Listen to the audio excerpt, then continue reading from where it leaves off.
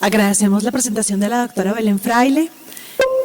A continuación invitamos al doctor Rafael Alfonso Cristancho para su presentación El reto de la atención del cáncer frente a la sostenibilidad financiera del sistema. El doctor Cristancho es médico cirujano de la Universidad del Rosario en Colombia, doctor en resultados en salud de la Universidad de Washington, magíster en farmacoepidemiología de la Universidad Autónoma de Barcelona y especialista en epidemiología. Actualmente se encuentra vinculado con el Departamento de Cirugía de la Universidad de Washington y en la Dirección de Análisis de Evidencia de una compañía farmacéutica. Listo, gracias. Primero que todo, muchas gracias por la invitación. Es siempre bueno volver a casa. Muchas gracias a Semi, muchas gracias a Mauricio por su colaboración, a Mónica, todas las personas que han estado colaborándonos en esta actividad, y a Ramón Abel por ser el guía espiritual en esta presentación. Primero que todo, ya mencionaron mis vinculaciones. Actualmente trabajo para la Universidad de Washington como profesor y para GlaxoSmithKline en la parte de investigación y desarrollo como director global de Value Evidence and Analytics. Pero vamos al contexto general y creo que el viceministro nos presentó unas cifras muy interesantes. Yo les voy a cambiar un poco la perspectiva.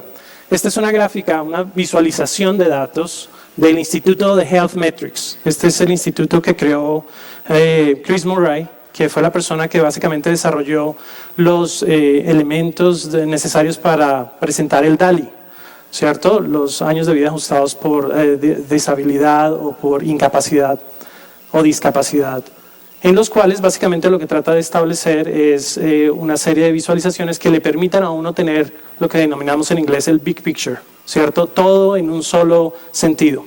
La manera de interpretar esta gráfica es interesante porque cada uno de los cuadros va a representar el volumen, en este caso el área que tiene cada una de estas enfermedades. Y los colores representan bien si son transmisibles, no transmisibles o si están relacionados con accidentes o trauma. ¿Listo? Entonces azul son no transmisibles, en rojo están las enfermedades transmisibles y en verde las que tienen que ver con trauma o accidentes. ¿Listo? El tamaño obviamente representa la magnitud, es decir, qué tantos casos tenemos. En este caso estamos hablando de mortalidad. Y cuando miramos la intensidad del color, entre más intenso sea el color, por ejemplo el azul entre más oscuro sea o el verde entre más oscuro sea, representa básicamente la diferencia desde 1990 al 2013. Es decir, aquellos que tienen un azul muy intenso, un rojo muy intenso, quiere decir que han tenido un cambio del 2 o 3% comparado con otras situaciones. Vamos a tener un ejemplo aquí. Ustedes ven que obviamente en términos de mortalidad, las enfermedades no transmisibles son las que tienen el mayor número en Colombia para el 2013. Sin embargo, si entramos a mirar de esas cuáles son las que tienen el mayor crecimiento, ustedes empiezan a ver que hay unas como el cáncer colorectal, otras enfermedades como enfermedades del tracto urinario, que básicamente tienen un mayor cambio en términos referentes al año 1990. En el caso, por ejemplo, de las enfermedades transmisibles, ustedes ven cómo es el caso del HIV, ¿cierto? Del VIH en español, en términos de mortalidad, que ha sido el que ha tenido el mayor cambio comparado con otras enfermedades infecciosas. La buena noticia puede estar relacionada, por ejemplo, con el tema de la violencia y cómo ha venido reduciendo en los últimos años en términos de mortalidad. Sin embargo, como bien presentaba el viceministro, lo que queremos ver quizás para tomar decisiones, sobre todo de alocación de recursos, no es tanto el indicador de mortalidad, sino de la carga de enfermedad basada en la discapacidad que puede generar esas enfermedades. Y en esto, si ustedes se fijan, el cambio es radical. Ustedes empiezan a ver una serie de enfermedades que no aparecían en la parte de mortalidad. Ahora empezamos a ver enfermedades mentales con una alta carga en términos del efecto sobre nuestros sistemas. Las enfermedades osteomusculares, que generan una gran discapacidad. En el caso, por ejemplo, de enfermedad de países desarrollados, específicamente el caso de Estados Unidos, la causa número 1 de consulta externa es dolor lumbar.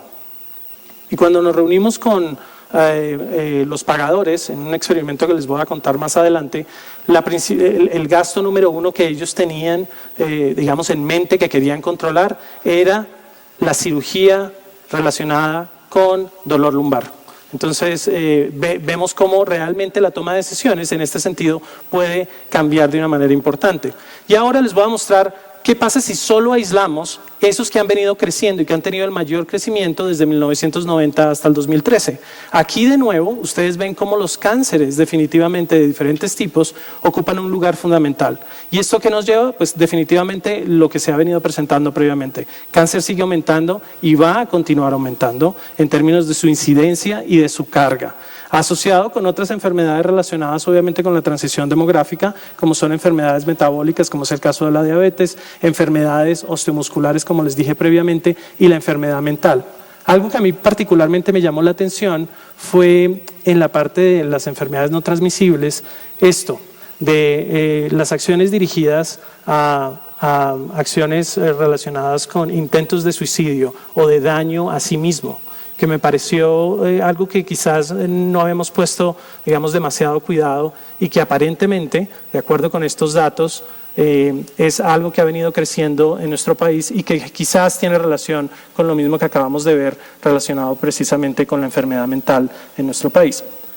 ¿Por qué es importante tener este contexto? Porque los recursos de salud obviamente están compitiendo. Nosotros hemos venido enfocándonos en el cáncer durante los últimos 2-3 días y de alguna manera tenemos que entender que los recursos de salud se comparten y que la toma de decisiones tiene que darse en el sentido del big picture, de todo este cuadro, y que la asignación de recursos para el cáncer tiene que competir con la asignación de recursos de las otras enfermedades. Entonces no es una toma de decisión tan sencilla de realizar.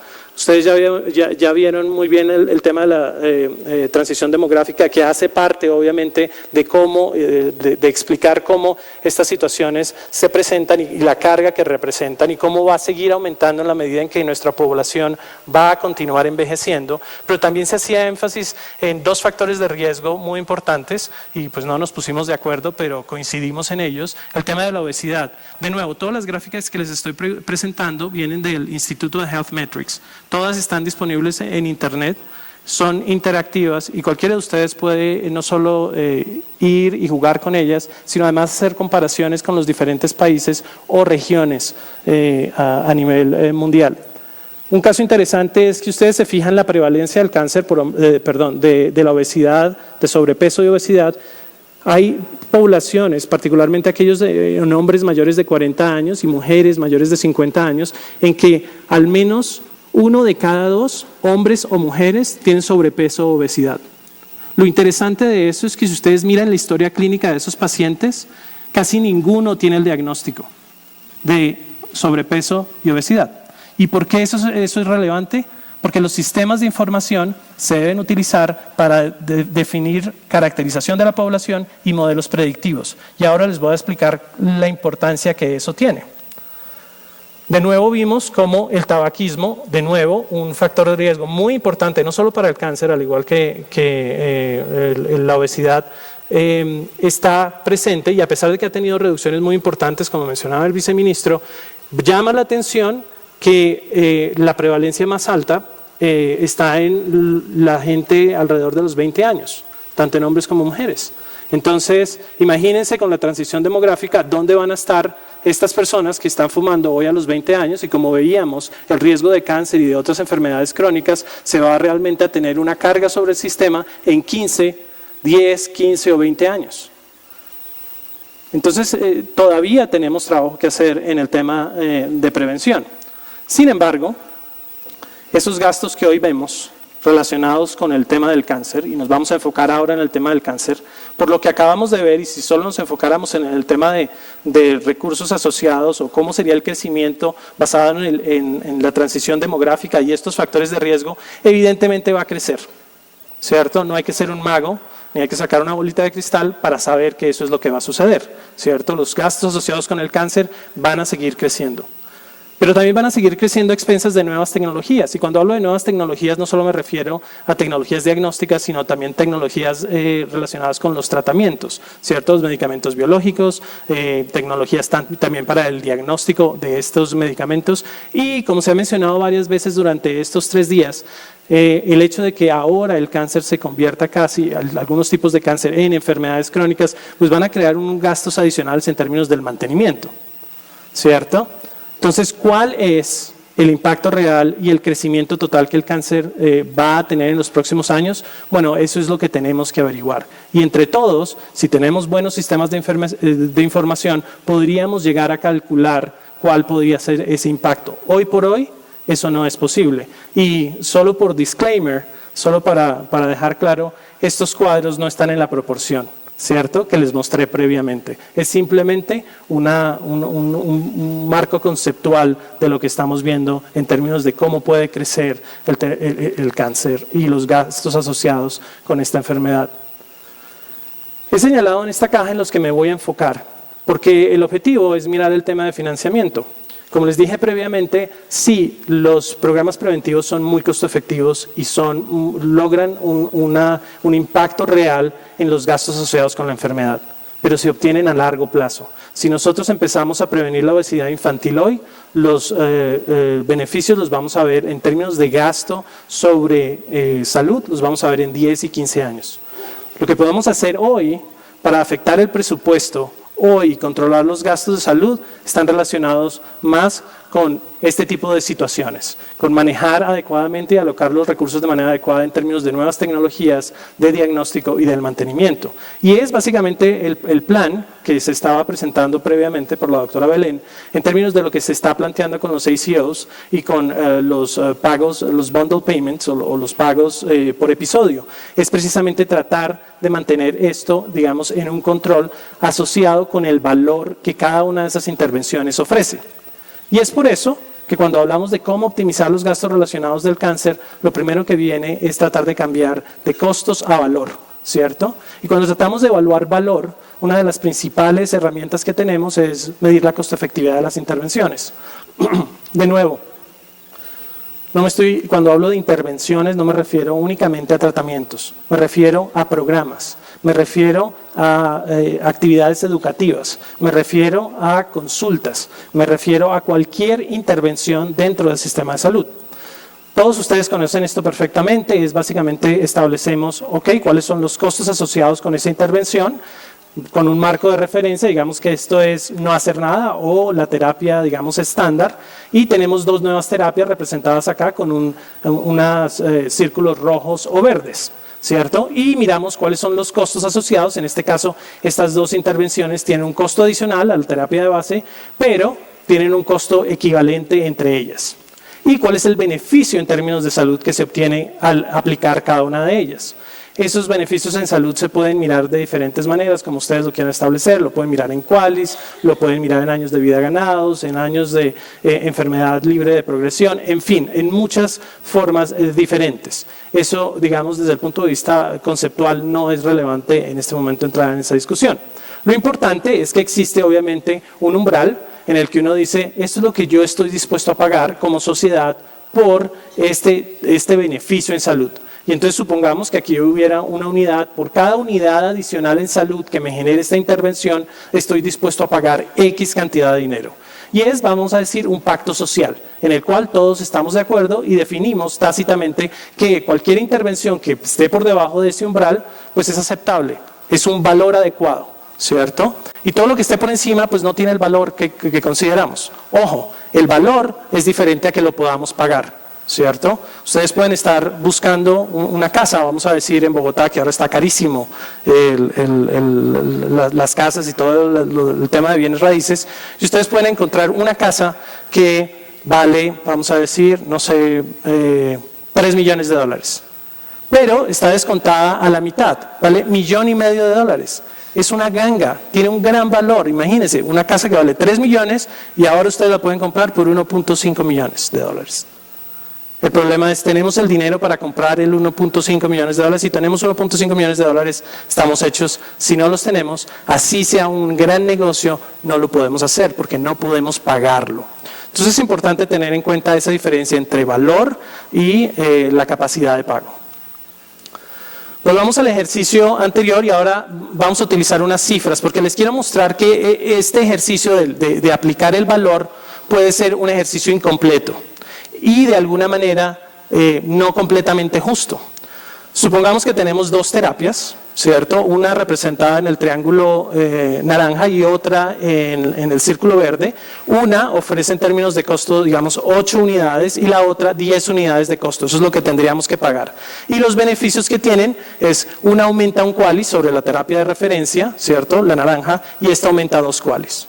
Entonces, si hiciéramos un análisis, una razón de costo-efectividad, básicamente podríamos decir que el beneficio total de esta intervención verde sería de 5, comparada con 8, la menor obviamente es mejor, entonces escogeríamos esta y diríamos perfecto, si esta vale 10, multiplicado por el número de pacientes que tengamos, ¿cierto? Al valor específico, el beneficio total que podríamos obtener, digamos en 100 pacientes sería 500, o si aumentamos la población podrían ser 1000. ¿Cierto?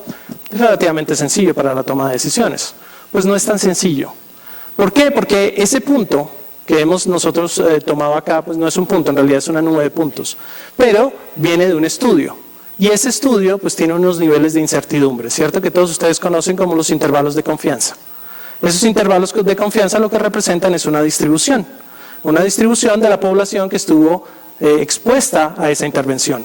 Esa intervención, como ustedes ven, hubo una población que no se benefició, que tuvo un menor beneficio y una población que tuvo un mayor beneficio con esa intervención. Pero lo que ustedes están utilizando es el efecto promedio. Y están utilizando ese efecto promedio para determinar si la intervención funciona o no, y no solo si funciona o no, sino para tomar medidas respecto a cómo expandir esa intervención particular en una población que probablemente tenga esta distribución.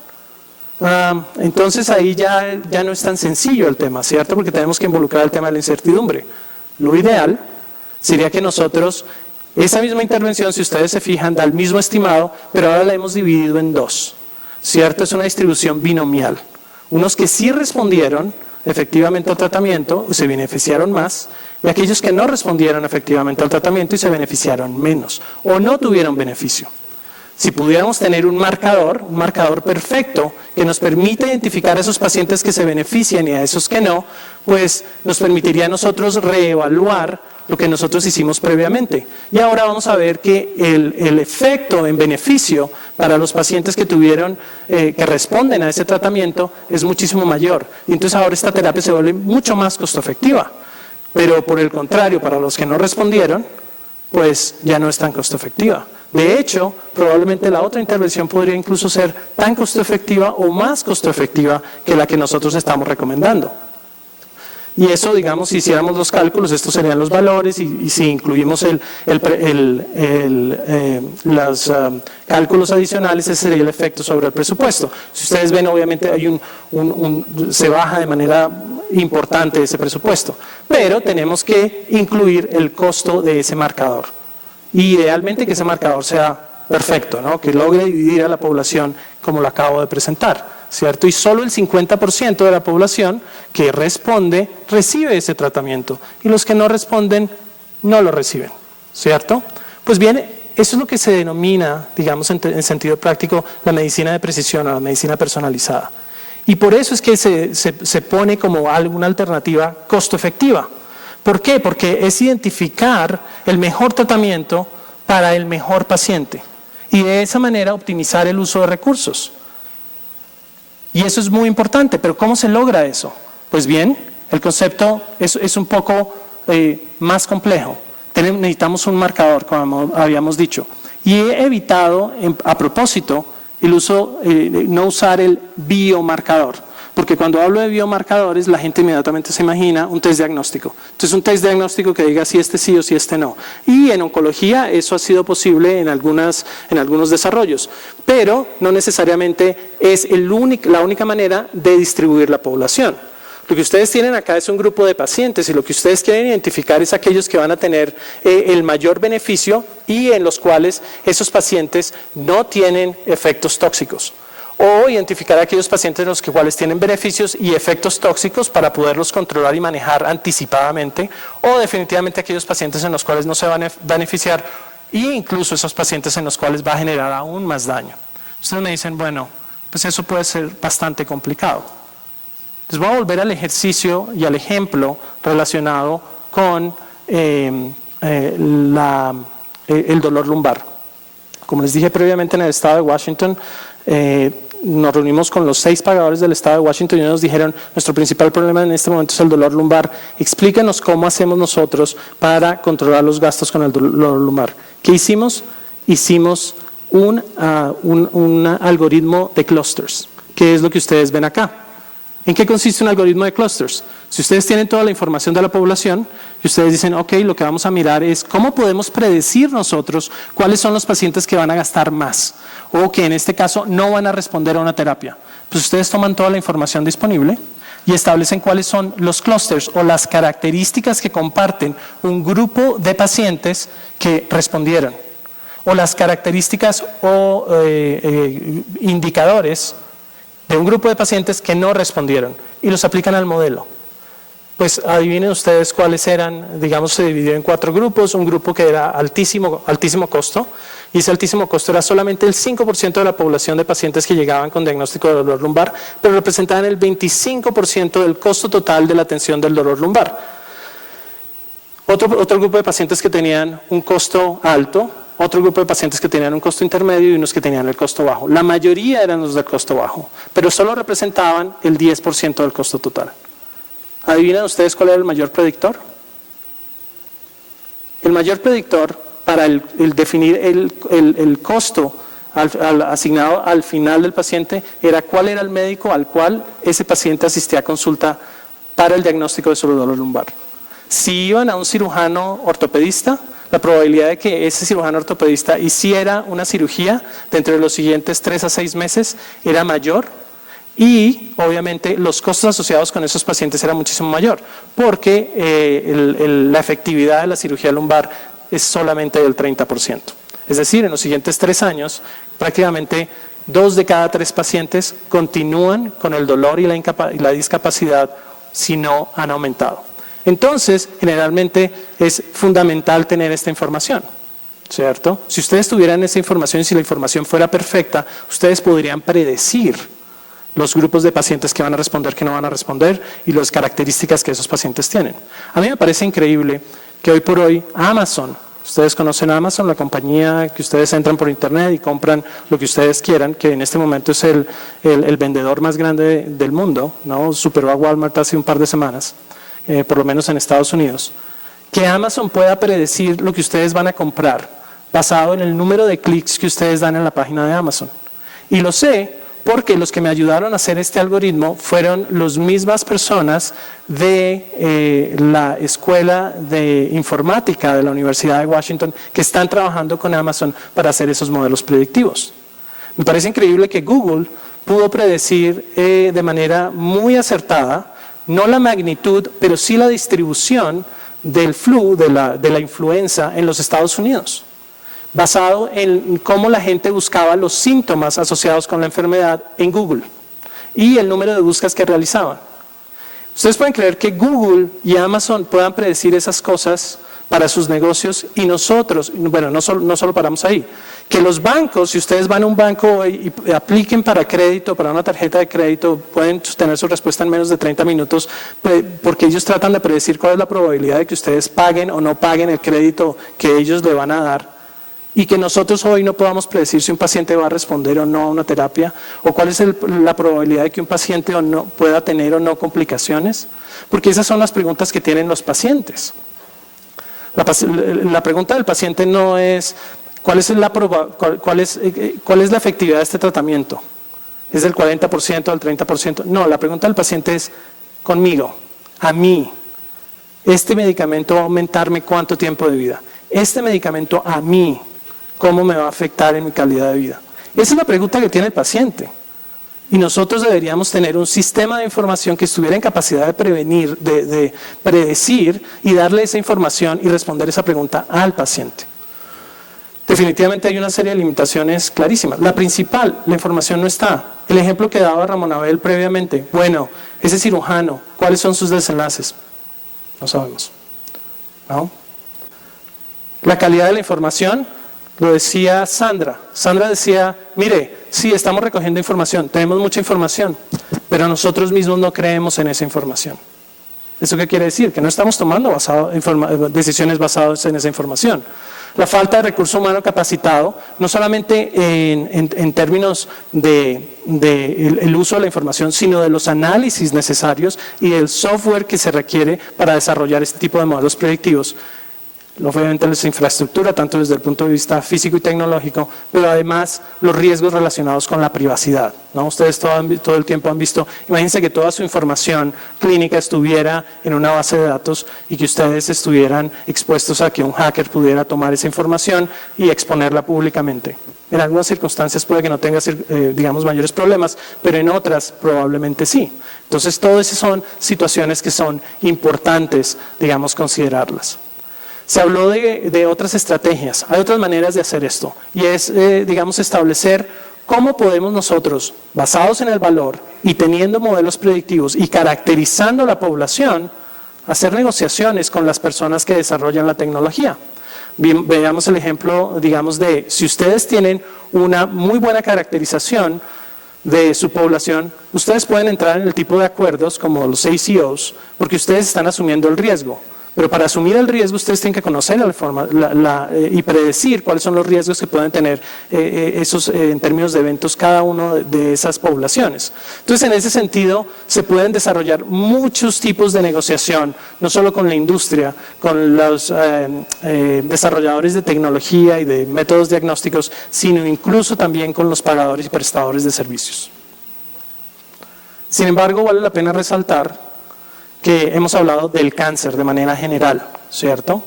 Pero un cáncer es un cáncer. Y cosas que aplican a un tipo particular de cáncer puede que no apliquen al siguiente. Y eso también es importante porque habíamos hablado de generalizar estrategias para el cáncer. Y no es tan así. Este es un ejemplo de el registro SEER de Medicare en los Estados Unidos, desde 1975 al 2010, el mismo periodo para dos tipos de cánceres, cáncer de riñón y de pelvis renal y cáncer colorectal. Y ustedes ven el comportamiento que han tenido durante ese periodo de tiempo, un comportamiento completamente diferente estas dos enfermedades. En una, ustedes ven cómo la prevalencia y la incidencia está subiendo de manera importante y prácticamente no ha habido ningún cambio en términos de la mortalidad. Y en otra, muy exitosa, pues entonces vemos como el número de casos y de muertes ha venido disminuyendo. ¿Eso qué significa? Que evidentemente tenemos que entender cómo está afectando cada una de estas enfermedades, entender el contexto de esas enfermedades para aplicar estas situaciones. Finalmente los dejo con una reflexión. Nuestra propuesta en el estado de Washington es el de hacer un sistema de salud inteligente. Yo lo traduzco como sistema de salud inteligente, a pesar de que en Estados Unidos lo llaman un Learning Healthcare System, un sistema de salud que aprende de sí mismo. Yo lo llamo inteligente porque es un sistema de salud que empieza evaluando la calidad, tiene indicadores de calidad, estos específicamente relacionados con la parte quirúrgica, y los utilizan para tomar decisiones y establecer protocolos para el manejo de los pacientes. Desde el principio está centrado en el paciente, y cuando hablamos de que está centrado en el paciente no es que los pacientes nos importan mucho, los pacientes hacen parte activa de las decisiones, de la priorización de la investigación y de los desenlaces que se escogen como relevantes para ellos en términos no solo de calidad, sino también de efectividad. Con esa información automatizada de las historias clínicas, como hablaban previamente, a través del Meaningful Use, información de los pagadores, la información que tienen las historias clínicas y la información que tienen los pagadores es diferente, pero si la integramos tenemos la imagen completa.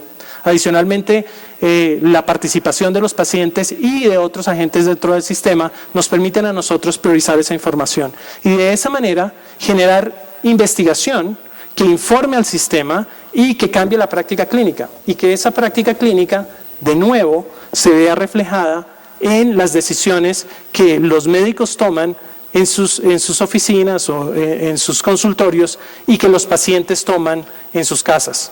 A mí me parece, digamos, triste que nosotros dediquemos más tiempo,